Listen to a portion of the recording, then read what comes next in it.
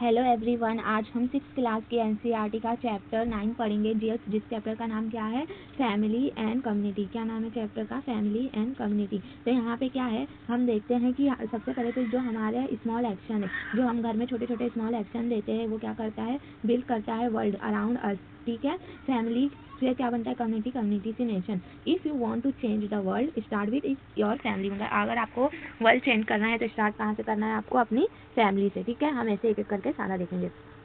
सबसे पहले ना फैमिली क्या होता है, आप इमेजिन कीजिए आपका तबीयत खराब हो गया है और फिर सब क्या करेंगे, सब आपकी टेक केयर करेंगे, आपका ध्यान देंगे, आपके लिए मेडिसिन लाएंगे। तो वो क्यों करेंगे? सब आपकी क्या कर रहे हैं? केयर कर रहे हैं। केयर क्यों करेंगे? क्योंकि वो आपको प्यार करते हैं, आपको लव करते हैं, और आप उनके ऊपर क्या करते हैं, आप उनकी भी लाई हुई मेडिसिन खाएंगे कि आप उनके ऊपर भरोसा करते हैं, और वो आपकी केयर करते हैं आप, क्योंकि वो आपकी रिस्पॉन्सिबिलिटी और आपके से क्या करते हैं, लव करते हैं। तो फैमिली क्या है? फैमिली के अंदर हमेशा लव होता है, केयर होता है, ट्रस्ट होता है और रिस्पॉन्सिबिलिटी होता है। इनको हम अच्छे से समझेंगे। फैमिली क्या है? एक सपोर्ट है, एक नंबर ऑफ पीपल नहीं है कि कुछ लोग एक घर में एक साथ रह रहे हैं तो वो फैमिली नहीं। फैमिली का मतलब होता है कि support, not just living under one. मतलब ऐसा सपोर्ट नहीं कि सिर्फ एक घर छत के नीचे रह रहे तभी। फैमिली का मतलब होता है कि एक दूसरे के केयर करना, एक दूसरे की रिस्पेक्ट करना और अपनी अपनी रिस्पॉन्सिबिलिटी निभाना, अकाउंटेबल होना। देखो, एक hard work, mom in night shift at hospital, dad is busy in call. तो यहाँ पे मुझे क्वेश्चन का जवाब दीजिए। एक स्टूडेंट घर आ रहा है रोते हुए कि उसका होमवर्क बहुत हार्ड था और वो करेक्ट नहीं कर पाए क्योंकि उसकी मॉम भी वर्किंग है, उसके डैड भी बिजी है। तो फिर वो क्या करेगा? वो किससे हेल्प लेगा? तो उसके घर में अगर उसके ग्रैंड पेरेंट्स है तो वो उसकी हेल्प करेंगे। जो भी बड़ा और मेंबर है तो वो उस बच्चे की हेल्प करेगा। तो फैमिली के अंदर हर एक इंसान एक दूसरे की केयर करता है, रिस्पेक्ट करता है, लव करता है, उनकी हेल्प करता है। तो it is a people who stand by you when no one else do. मतलब इसका मतलब क्या है फैमिली में? मतलब वो कि वो लोग जो तुम्हारे लिए खड़े हो जब कोई तुम्हारे लिए खड़ा ना हो। तो ये हमारा फैमिली होगा। अब यहाँ पे देखिए कि आप देखेंगे कि आप कभी कभी कोई अपने पेरेंट्स के साथ रहता है सिर्फ, और कोई अपने पेरेंट्स के पेरेंट्स मतलब अपने ग्रैंड पेरेंट्स, अपने दादा दादी, चाचा चाची, अंकल आंटी सबके साथ रहता है। तो इसी के बेस पे फैमिली को दो पार्ट में डिवाइड किया है। किस बेस पे? फैमिली के साइज के, मतलब फैमिली की साइज कितनी बड़ी है उसके बेस के ऊपर फैमिली को दो पार्ट में डिवाइड किया है। Every family required team work to function. और यहाँ पे ये याद रखिए कि हर फैमिली को ना काम करने के लिए, फंक्शन के लिए किस चीज़ की जरूरत है? टीम वर्क की जरूरत है, regardless of it is size, जो उसके साइज पर डिपेंड करता है। मगर हमने फैमिली के साइज के अकॉर्डिंग उसको दो पार्ट में डिवाइड किया गया। एक है न्यूक्लियर फैमिली और एक है ज्वाइंट फैमिली। न्यूक्लियर फैमिली मतलब जो छोटी सी स्मॉल फैमिली होती है जिसमें पेरेंट्स होता है और चिल्ड्रन होते हैं बस। मगर ज्वाइंट फैमिली देखिए कितनी सारी लाइनें, मतलब उसमें बहुत सारे लोग रहते हैं, बड़ी फैमिली होती है जिसके अंदर ग्रैंड पेरेंट्स रहते हैं, पेरेंट्स रहते हैं, अंकल आंटी रहते हैं, कजन्स रहते हैं। हाँ, एक और वर्ड है, इंडिया के सेंस में ना फैमिली को बहुत इंपॉर्टेंस देते हैं, हम अपने रिश्ते को इतना इंपॉर्टेंस देते हैं। देखिए इंग्लिश में ना आप क्या करते हैं, इंग्लिश के अंदर फैमिली के लिए वोकेबलरी वर्ड्स बहुत कम है। जैसे ग्रैंड पेरेंट्स भी बोल रहे तो उनको नाना को भी ग्रैंड पेरेंट्स, नानी को भी ग्रैंड मदर, ऐसे कम वर्ड है। अंकल आंटी चाहे बुआ हो चाहे फूफा। मगर इन इंडिया हम अलग अलग वर्ड यूज़ करते हैं, जैसे बुआ, फूफा, मामा, मामी, चाचा चाची। मतलब हर एक रिश्ते के लिए एक नया नाम है, नया वर्ड है। इसी से पता चलता है कि हम कितनी रिस्पेक्ट देते हैं। एक और इंपॉर्टेंस है, देखिए कजन वर्ड। कजन का मतलब क्या होता है कि हमारे अंकल या आंटी के बच्चे। मगर इन इंडिया क्या कजन वर्ड कोई भी लैंग्वेज में है? नहीं, हम कजन यूज ही नहीं करते। हम उनको भी क्या बोलते हैं? भाई या बहन, क्योंकि इसमें ना इतना अपनापन है, मतलब डिफ्रेंशिएट नहीं दिया गया है कि चाहे वो सगा भाई हो, चाहे वो कोई अंकल या चाचा मामा का बेटा हो। तो इसीलिए इतना इंपॉर्टेंस दिया, इससे ये पता चलता है। और यहाँ पे जॉइंट फैमिली में देख लिए, जब सब साथ में रहते हैं, बड़ी फैमिली रहती है जिसमें दादा दादी, अंकल आंटी सब साथ में रहते हैं। If only one person contribute entire system break. अगर एक और बात है कि फैमिली में अगर सिर्फ एक इंसान काम कर रहा है और बाकी सब कुछ भी नहीं कंट्रीब्यूट कर रहे हैं, एक इंसान ही सारी रिस्पॉन्सिबिलिटी निभा रहा है, तो क्या हो जाएगा? सिस्टम ब्रेक डाउन हो जाएगा। कोई भी सिस्टम अगर एक ही चीज़ चलेगी तो लंबे टाइम तक नहीं चल पाएगी। तो आ होम ओनली वर्क्स। तो अब होम कैसे काम करता है, फैमिली कैसे काम करता है? जब household duties are share equally, मतलब जितने भी फैमिली के काम है, काम मतलब ड्यूटीज है, रिस्पॉन्सिबिलिटीज है, वो क्या होंगे? Share equally. अब इसको हम एक स्टोरी के साथ समझते हैं। तो तेंजिंग है ना, तेंजिंग एक स्टोरी है जिसको हम देखते हैं। तेंजिंग होम मतलब तेंजिंग नाम का एक चाइल्ड है, वो उसके घर की स्टोरी है। तो वो कहाँ रहता है? हिमालय में रहता है, पहाड़ी मेघालय में जो हिली रीजन है। तो तेंजिंग के पापा बहुत हार्ड वर्क करते हैं, उनकी शॉप है, वो काम करते हैं, और उसकी मम्मा भी काम करती हैं, घर का भी काम करती है, और वो हैंडीक्राफ्ट बनाती हैं। तो क्या फिर उसके डैड काम पर से आते हैं, फिर उसकी मम्मा की हेल्प करते हैं ग्रोसरी स्टोर में। और उसके जो ग्रैंड पेरेंट्स है, जो उसके दादा है, वो भी हेल्प करते हैं कुकिंग में, हाउस क्लीनिंग में, और साथ ही में नेबर्स में कोई काम है तो वो करते हैं। और तेंजिंग को उसके मतलब भाई बहनों को स्कूल से लाना है तो उसके दादा लेके आते हैं। तो यहाँ पे क्या हो रहा है? हर कोई काम क्या कर रहा है? शेयर करके कर रहा है। तो जब शेयर करके काम करेंगे तो काम अच्छे से हो जाएगा। तो फैमिली में क्या करते हैं? हम रिस्पॉन्सिबिलिटी को शेयर करते हैं, फैमिली में रिस्पॉन्सिबिलिटी को शेयर करते हैं ताकि हर काम अच्छे अच्छे से होए और सब खुश रहे। और देखो यहाँ पे ट्रेडिशनल, ये नहीं है कि तेंजिन के पापा क्या कर रहे हैं हाउस वर्क में, उसके मम्मा की मदद करे। कंट्रीब्यूशन हैज़ नो जेंडर, तो वही है, जब भी हम कोई चीज़ का कंट्रीब्यूशन करते काम करते तो उसका कोई जेंडर नहीं रहता है। अब वो काम चाहे आदमी हो चाहे औरत, दोनों को करना है। House hold work is everyone's responsibility, जो भी हमारे घर का काम है ये सबकी रिस्पॉन्सिबिलिटी है। हमें इस स्टोरी से पता चल रहा है। और इनकी स्टोरी में सब हैप्पीली रहते हैं। कोई भी फाइनेंशियल डिसीजन रहता है तो सारे फैमिली मेंबर मिल कर लेते हैं। इस तरह मतलब हर एक के अंदर क्या है, प्यार है, रिस्पेक्ट है। और इससे हमें क्या सीख मिलता है कि ये रिस्पॉन्सिबिलिटी को शेयर करते हैं, ये सब ठीक है। और इसमें हमें ये भी देखते हैं कि हाउस वर्क टीम वर्क कर रहे हैं ना, सब मिलके काम कर रहे हैं तो टीम वर्क कर रहे हैं। टीम वर्क से क्या होता है, हैप्पीनेस आती है।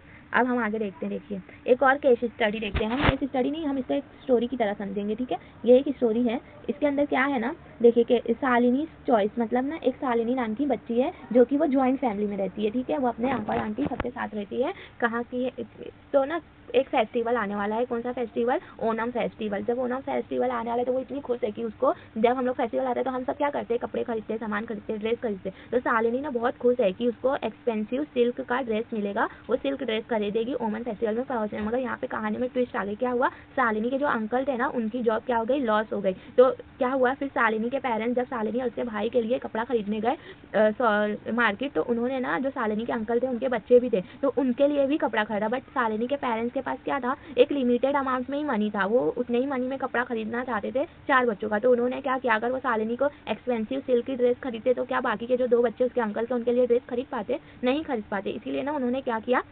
कि शालिनी को ही सिंपल कॉटन की ड्रेस ली और सबके लिए भी ड्रेस लिया। तो इस शालिनी ने इसको मतलब बुरा भी नहीं माना, इसे एक्सेप्ट किया। उसने समझा कि हाँ अंकल की जॉब गई है तो वो कैसे अपने बच्चों के लिए कपड़ा खरीदेंगे, और फिर हम तो एक फैमिली है, अगर कोई कपड़ा पहनेगा त्यौहार पे नया और कोई नहीं पहनेगा तो कितना खराब लगेगा। तो इससे क्या समझ में आता है कि शालिनी रोया भी नहीं और स्माइल किया और अपनी ड्रेस को एक्सेप्ट किया। ये समझ में आता है कि शेयरिंग शोइंग ऑफ से ज़्यादा भारी होता है। यहाँ पे शोइंग ऑफ मतलब इतना वो नहीं है उसका पर्रा भारी, जितना शेयरिंग का पर्रा भारी है। तो फैमिली में हमेशा सेल्फ खुद को नहीं देखते हुए फैमिली को भी देखना पड़ता है। यहाँ पे सेल्फ छोटा हो जाता है, फैमिली बड़ी हो जाती है। हैप्पीनेस हमारी बड़ी है कि पोसेसनेस, मतलब कि हमें वो चाहिए ही कोई चीज़, वो नहीं बड़ा है हमारा हैप्पीनेस। और हैप्पीनेस फैमिली के साथ आती है। यहाँ पे देखिए नीड क्या है, नीड मतलब जरूरत, और वांट मतलब चाहिए। तो वांट हमेशा किससे छोटा रहता है, नीड से। नीड हमेशा बड़े रहती है। क्योंकि शालिनी को तो ड्रेस तो मिला मगर उसको वांट क्या था, सिल्क एक्सपेंसिव ड्रेस की। और उसने वो सिल्क एक्सपेंसिव ड्रेस नहीं ली क्योंकि उसने देखा कि उसके भाई जो अंकल के बच्चे थे उनको नीड थी ड्रेस की, तो इसीलिए नीड यहाँ पे बड़ा है।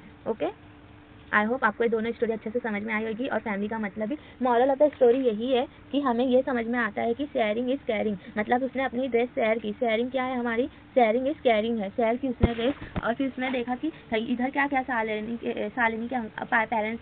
के पेरेंट्स ने उसके अंकल को क्या किया, सपोर्ट किया। जब शालिनी के फादर ने ड्रेस खरीदा तो उसके अंकल को सपोर्ट किया उनके डिफिकल्ट टाइम में। उनकी जॉब चली गई थी, इसी को हम फैमिली बोलते हैं। अब देखिए, elders offer unmatched life, expensive and unconditional love.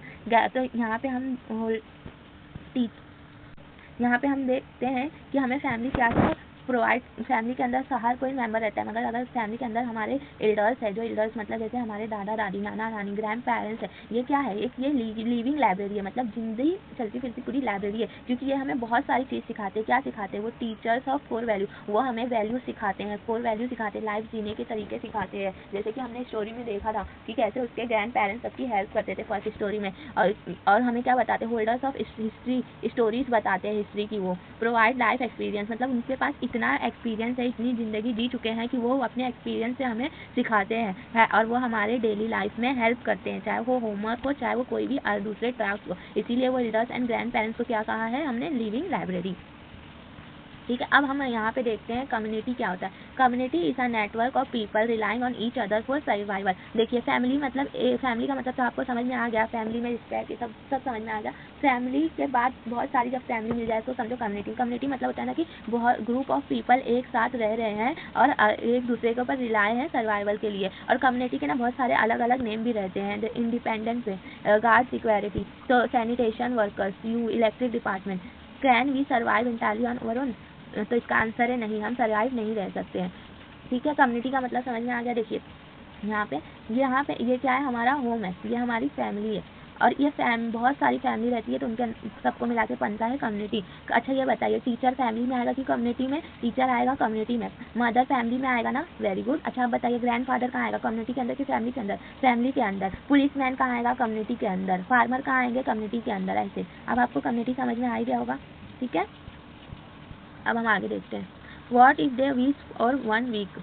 Every profession critical in survival, मतलब हर प्रोफेशन मतलब सोसाइटी की हेल्प करता है किसमें? सर्वाइवल के लिए। जैसे डॉक्टर, डॉक्टर क्यों है? जब हम बीमार पड़ जाते हैं तो डॉक्टर के पास जाते हैं। डॉक्टर क्या करते हैं? हमारी हेल्थ को इम्प्रूव करते हैं। तो जब हमारे हेल्थ में कोई भी क्राइसिस आता है, कोई भी मुसीबत आता है, तो उसको कौन सुधारता है? डॉक्टर। पुलिस अंकल क्या करते हैं? हमारी सेफ्टी का ही हेल्थ, सेफ्टी को अच्छे से देखते हैं, सेफ्टी की क्राइसिस को लीड करते हैं। टीचर्स क्या करते हैं? आपको नॉलेज देते हैं, आपको पढ़ाते हैं, लिखाते हैं। फार्मर्स तो सबसे बड़े बिल्डर है, क्योंकि अगर ये नहीं रहेंगे तो हम क्या खाएंगे? Lead to food crisis. जब भी फूड क्राइसिस आएगा तो उसको कौन सॉल्व करने में सबसे बड़ी हेल्प करता है? फार्मर्स। तो ऑल प्रोफेशन क्या इक्वली इंपॉर्टेंट है अपनी अपनी जगह पे, किसी का रोल ना बड़ा है ना छोटा, इसीलिए हमें ना क्या करना चाहिए? सबकी रिस्पेक्ट करना चाहिए इक्वली। अगर डॉक्टर नहीं रहेगा तो हम बीमार पड़ जाएंगे तो क्या होगा? कोई इलाज नहीं कर पाएगा। अगर कहीं चोरी हो गई और पुलिस ही ना आए तो क्या हो जाएगा? बहुत बड़ी प्रॉब्लम हो जाएगी। दंगा हो रहा है रोड पे, हर कोई एक दूसरे को मार पीट रहा है, तो सेफ्टी के लिए पुलिस नहीं है। टीचर अगर पढ़ाने के लिए नहीं है तो क्या होगा? आप पढ़ नहीं पाएंगे। अगर फार्मर फूड ग्रो करने वाला ही ना रहे तो हम खाएंगे क्या? इसलिए हमें सबकी इक्वली रिस्पेक्ट करनी चाहिए। अब देखो, जो गुड सिटीजन होता है ना, जैसे कोई भी सोसाइटी में प्रॉब्लम है तो वो वेट नहीं करता है कि फिक्स करे वो प्रॉब्लम आके। The wheel community force. तो यहाँ पे ना कुछ एग्जांपल दिए हैं, जैसे कि ये कम्युनिटी पढ़ रहे हैं ना हम लोग। कम्युनिटी मतलब group of people living together in a particular place. तो यहाँ पे हम लोग ना अलग अलग टाइप की भी कम्युनिटी देख रहे हैं। जैसे इस कम्युनिटी कुछ डिफरेंट सेंस में भी होता है, तो पहले हम देखेंगे। जैसे एक व्हील कम्युनिटी है, ये सब क्या करते हैं ना? Place are server water storage and dry land. ये मतलब कल्टिवेशन साथ में करते हैं, वाटर मैनेजमेंट भी ये कम्युनिटी के लोग सब एक साथ मिलकर करते हैं, कोई एक इंसान नहीं करता है। हार्वेस्टिंग करते हैं तो सब फील्ड में एक साथ जाके हार्वेस्टिंग करते हैं। तो ये एग्जांपल किसका था? भील कम्युनिटी का, ठीक है। They did wait for government, नहीं। तो इन्होंने क्या क्या खुद से ही सॉल्व करना। इंटायर जो विलेज थी यूनाइट हुई, plant a tree and bullet rain water harvesting system. यहाँ पे पूरी जो विलेज है एक कम्युनिटी बन गई, एक कम्युनिटी की तरह इन्होंने पूरे प्रॉब्लम का हल निकाला, ठीक है। यहाँ पे तो यहाँ पे क्या देख रहे हैं? Happy see one the group helps others. तो यहाँ पे देखो एक और हम क्या देख रहे हैं? कमाल परमार। एक कमाल परमार के ना एक इंसान थे, वो एक टीचर थे। तो उन्होंने देखा ना कि जो स्ट्रीट है ना, जो गरीब बच्चे रहते हैं तो वो नहीं पढ़ पा रहे थे वर्क। तो वो क्या करते थे? उनका स्टोरी सुने पहले कमाल परमार का। वो work hard as a machine in local workshop. वो बहुत डे टाइम में काम करते थे, हार्ड वर्क करते थे। और फिर उन्होंने देखा ना कि बच्चे लोग को कोई पढ़ाने वाला नहीं है, बच्चे लोग को कोई जो गरीब बच्चे हैं। तो उन्होंने क्या क्या स्टार्ट किया? पढ़ाना। क्या कैसे? फ्री ट्यूशन देना स्टार्ट किया। और साथ ही में ना उन्होंने कुछ टाइम बाद डिनर भी उन्हें फ्री में देना प्रोवाइड किया गरीब बच्चों को, पुअर चिल्ड्रन को। ऐसे पुअर नहीं बोलना चाहिए, उन्हें नीडी चिल्ड्रन बोलना चाहिए। पुअर वर्ड को हटा के ना नीडी वर्ड लगाना चाहिए, क्योंकि उन्हें वो ज़रूरत है। तो क्या करना? उनको स्टार्ट किया हेल्प करना। कैसे? उनको पढ़ाना और फिर उनको डिनर भी करवाना स्टार्ट किया। तो धीरे धीरे बच्चे इतने बढ़ गए। फिर उनकी मेहनत देख के कुछ जो टीचर्स थे उन्होंने भी उनके क्लास में आके फ्री में पढ़ाना चालू किया। फिर और बच्चे बढ़े। तो फिर क्या हुआ? जो बच्चे पढ़ते थे, जो उसमें स्मार्ट बच्चे थे, उन्होंने भी उन्हीं बच्चों को पढ़ाना चालू किया। तो ऐसे क्या हुआ? उन्होंने एक प्रॉब्लम देखी और उसका सोल्यूशन खुद से ही निकाला। तो क्या खुद से ही निकाला? फिर उनकी मदद करने के लिए और भी लोग सामने आए। तो उनका रिवॉर्ड क्या था? क्या उनको पढ़ा रहे थे तो ट्यूशन उनको कोई फीस मिल रही थी? नो, नहीं, नॉट मनी। वो उन्होंने क्या किया? उनकी लोग बहुत रिस्पेक्ट करने लग गए और उनका पर्पस जो था कि बच्चों को पढ़ाना, अच्छी शिक्षा देना, वो उसे भी पूरी तरह दे पाए। The happiest people are usually one helping. और आप भी कभी ना किसी की हेल्प करके देखना। किसी की जरूरत नहीं है कि आप किसी की फाइनेंशियली हेल्प कर सकते हो, आप किसी की बहुत तरीके से मदद कर सकते हो। और सही मदद होनी चाहिए, यानी कि गलत किसी की कोई चोरी कर रहे हैं तो उसका आप उसमें साथ दे रहे, वैसा नहीं। अच्छे से सही मदद करके देखना, आपको बहुत खुशी मिलेगा। तो यही है कि happiest people are usually the one helping others. 6 fundamental traits that build strong community. अब स्ट्रॉन्ग कम्युनिटी बिल्ड करने के लिए ना ये 6 फंडामेंटल खूबी होना चाहिए। सबसे पहले तो रिस्पेक्ट, और ये फैमिली में भी रहना चाहिए। तो रिस्पेक्ट बिल्डिंग और प्रोफेशनल्स, मतलब हमें हर एक काम की ना क्या करनी चाहिए? रिस्पेक्ट करनी चाहिए। कोई भी काम बड़ा छोटा नहीं है, कोई इंसान भी बड़ा छोटा नहीं है, हर एक चीज़ की रिस्पेक्ट करनी चाहिए। कोऑपरेशन, अब कोऑपरेशन कैसा होता है? कोऑपरेशन का मतलब होता है ना, ये फैमिली के लिए भी है। कोऑपरेशन का मतलब होता है ना कि एक साथ मिलजुल कर काम करना। जैसे कि घर में पानी जमा गया, अभी बारिश का पानी है, अगर किसी का घर ऐसे स्लम एरिया में है, नीचे होगा, तो उन्होंने आपने नोटिस किया होगा कि कितना पानी जमा हो जाता है। तो क्या मम्मी का ही काम है घर में से जो पानी जमा हुआ है निकालना और घर की सफाई करना? नहीं, घर में जितने लोग हैं हर कोई हेल्प करेगा और सब मिलकर पानी निकालेंगे घर से बाहर और घर की सफाई करेंगे। तो इसको हम लोग क्या बोलेंगे? कोऑपरेशन। कोऑपरेशन मतलब यहाँ पे मिलजुल के काम करना। यहाँ पे वही एग्जाम्पल दिया है, sharing a house hold. Responsibility मतलब जैसे कि अब वो पानी निकाल रहे तो कोई पानी निकाल के बाहर फेंक रहा है, कोई पोछा मार रहा है, कोई भीगी हुई चीज़ों को अलग करके रख रहा है। यहाँ पे क्या है, अलग अलग टास्क है और हर कोई अलग अलग टास्क अपना अपना टास्क अच्छे से कर रहा है। तो वही क्या होगा? रिस्पॉन्सिबिलिटी। जैसे आपके घर में पानी भरा, आपकी रिस्पॉन्सिबिलिटी है कि आप जितनी भी गीली चीज़ है उसको अलग करो, तो आप अपना काम अच्छे से कर रहे हो, तो आप अपनी क्या कर रहे हो? पूरी रिस्पॉन्सिबिलिटी। आपको रिस्पॉन्सिबिलिटी समझी? अब लीडरशिप। लीडरशिप क्या होता है? एक्शन द जैसे भील कम्युनिटी में कोई एक लीडर बना होगा, सब मिल के काम करे, सब मिल के आगे बढ़े। Empathy. Empathy feeling for others like अ शालिनी। देखो जैसे कि स्टोरी में शालिनी ने क्या किया, सिंपैथी। सिंपैथी मतलब होता है कि जैसे कि बस उनके प्रति सहानुभूति दिखाना कि मतलब हाँ मैं साथ हूँ। इम्पैथी मतलब उनकी आगे जाके मदद करना, जो कि शालिनी ने किया। शालिनी ने क्या कॉम्प्रोमाइज़ किया? अपनी सिल्क ड्रेस को कॉम्प्रोमाइज़ किया और कौन सी ड्रेस खरीदी? Cotton dress. और क्यों खरीदी? क्योंकि उसके अंकल के बच्चों के लिए ड्रेस खरीदनी थी। और क्या है? ग्रेटिट्यूड मतलब हर एक के लिए लिबरल होना, सबको थैंक यू कहना। मे can get you a good job. यहाँ पे देखिए, marks can get you good job, this value make you good person. मतलब आप एग्जाम में तो पढ़ रहे हैं मगर हम इस चैप्टर से ना बहुत अच्छी अच्छी चीज़ें सीख रहे हैं, कोर्स चीज़ें सीख रहे हैं। इन कोर्स चीज़ों को ना अपने लाइफ में आपको इम्प्लीमेंट करना है, मदद करना है दूसरे की, रिस्पॉन्सिबिलिटी निभाना है, लीडर्स की तरह एक्ट करना है, एक दूसरे की रिस्पेक्ट करना है, एक दूसरे को थैंक यू बोलना है, उनके कामों की तारीफ करना है। यहाँ पे तो आप ये लेसन पढ़ के अच्छे से समझ के एग्जाम में लिखेंगे तो आपको गुड मार्क्स मिलेगा। मगर अगर आप इस लेसन में जो वैल्यूज़ दी हुई है, अगर उस वैल्यूज़ को अपने लाइफ के अंदर उतारेंगे तो आप एक डेफिनेटली एक गुड पर्सन बनेंगे। तो इस लेसन के जितने भी है ना इंपॉर्टेंस वैल्यूज, उन्हें ध्यान रखिए। अब ये चैप्टर का समरी क्या था हम देखते हैं। सबसे पहले तो हमने देखा family. Family build on self, किस पे फैमिली बेस होता है? Responsibility, love, need over wants. ठीक है। कम्युनिटी देखा, कम्युनिटी क्या होता है? Build independence, civic action. और फिर उसके बाद बहुत सारी कम्युनिटी मिला के क्या बनता है? Entire nation. ठीक है। Thank you. मिलते हैं